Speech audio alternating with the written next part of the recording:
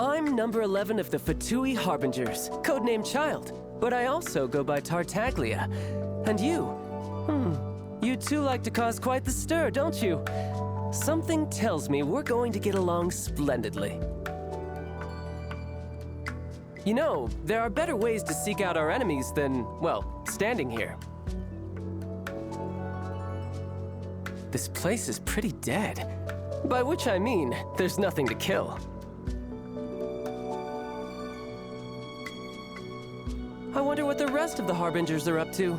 Plotting and scheming on an ever grander scale, no doubt. Where I'm from, if we didn't keep moving, we'd freeze to death. Literally. Ah, perfect weather for fishing.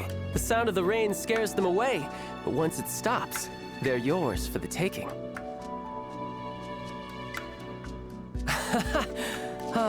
Could it be snowing in Snezhnaya too?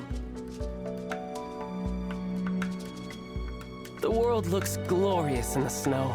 Pure white, like the light of the moon. A perfect backdrop for bloodshed. The wind is picking up. There's conflict in the air. Just look at that wind blow.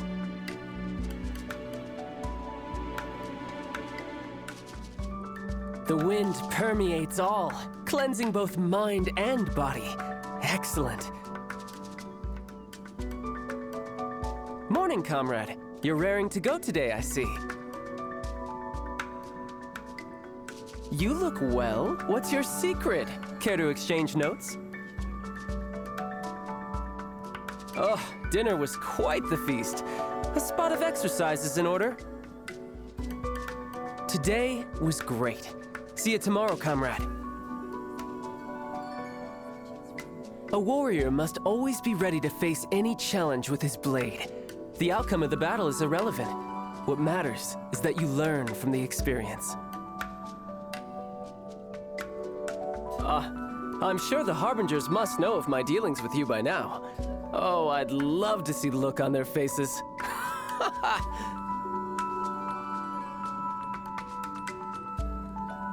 I am the least adept with a bow, and that is precisely why I must master it. You wield such powers without owning a vision. I really am excited to see what you have in store for us. Let's see how far you can go. Just don't go dying on me before you lay it all on the line in our final battle. I won't allow it. Comrade, how would you like to join the Fatui? Actually, scrap that. With your capabilities, you and I could go head-to-head with the Harbingers and win. Wouldn't want to miss an opportunity like that. If it makes me stronger, I'll take it. Vision? Great. Delusion? Don't mind if I do. Heretical teachings from the Abyss? Sign me up. The skeletal white snowscape devours life without leaving any trace. It is the invisible enemy we fight against each day.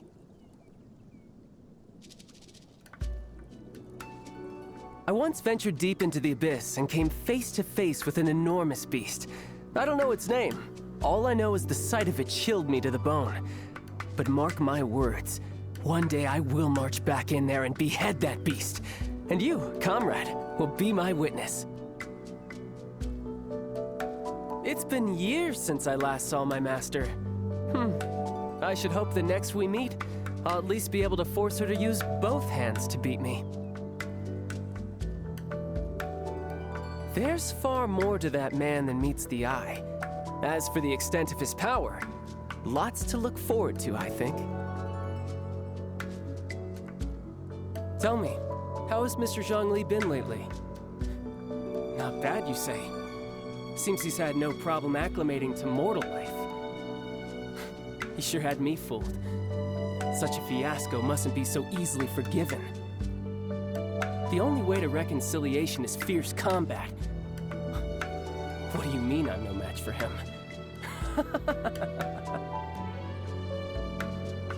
Her Royal Highness, the Tsaritsa, is actually a gentle soul. Too gentle, in fact. and that's why she had to harden herself.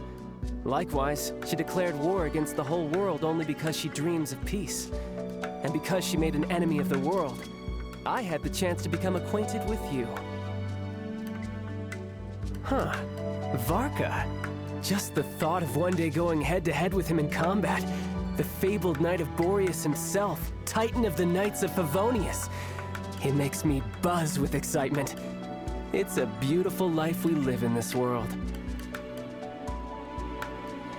He was the first ever Fatui Harbinger, and today he's our leader.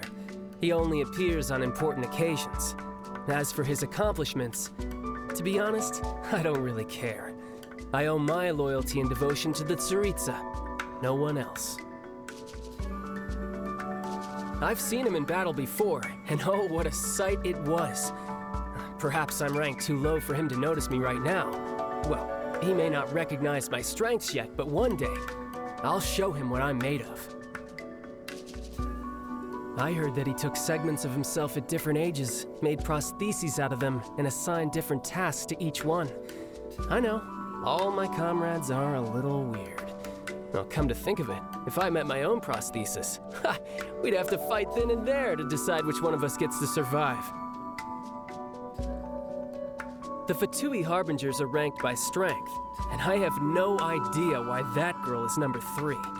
I'd test my skills with every Harbinger who ranks above me if I had the chance. But when it comes to her, something just doesn't feel right. Anyway, you should be careful around her. Look, I've got nothing against people who have their own agendas. I myself joined the Fatui to get more experience in combat. But I don't like her at all.